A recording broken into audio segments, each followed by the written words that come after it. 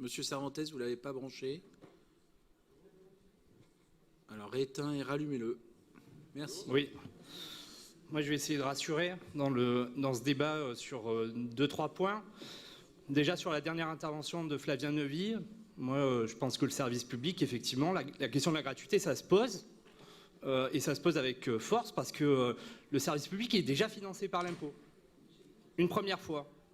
Et donc on va demander aux citoyens de le financer une deuxième fois justement par la contribution en tant qu'usager. Et je trouve qu'il y a un peu une contradiction, et moi je suis complètement ouvert à ce que la gratuité soit étendue effectivement à d'autres services publics que celui des transports.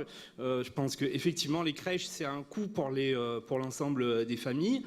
Je pense que la cantine scolaire ça allait également, même s'il y a une tarification sociale pour ce qui existe sur Clermont qui est en place.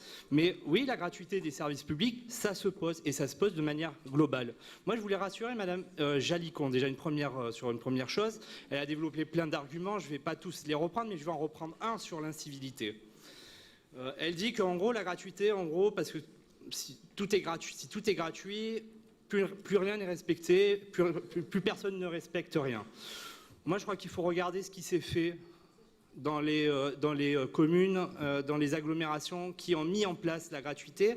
Et cet argument-là, il est vite démonté. Et d'ailleurs, l'ensemble des arguments que vous avancez, il commence un petit peu à dater, notamment du début des années 2000, qui étaient défendus par un très grand nombre de forces politiques. Mais aujourd'hui, on voit quand même, avec ces expériences-là, que la gratuité, justement, elle permet de faire diminuer l'incivilité parce que les gens s'approprient le bien public. Et parce que du coup, les gens sont plus responsables de ce qui appartient à la collectivité. Et c'est la gratuité qui a permis, notamment à Aubagne, de faire descendre le taux d'incivilité sur le réseau de transport. Et ça a été permis par la gratuité et aussi par la mise à disposition de personnel et de moyens humains dans les bus et dans le tram d'Aubagne.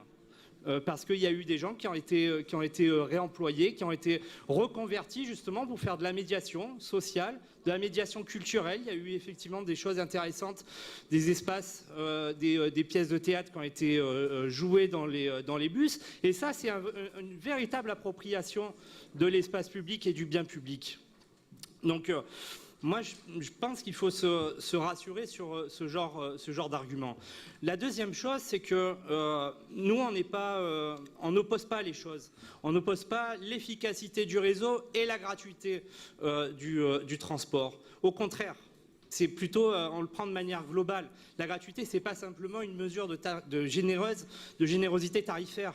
C'est bien une politique globale du transport. Et effectivement, Roger Garde, il l'illustre très bien sur le fait que les difficultés qui existent en matière de transport en commun entre Saint-Genès-Champanel et Clermont-Ferrand.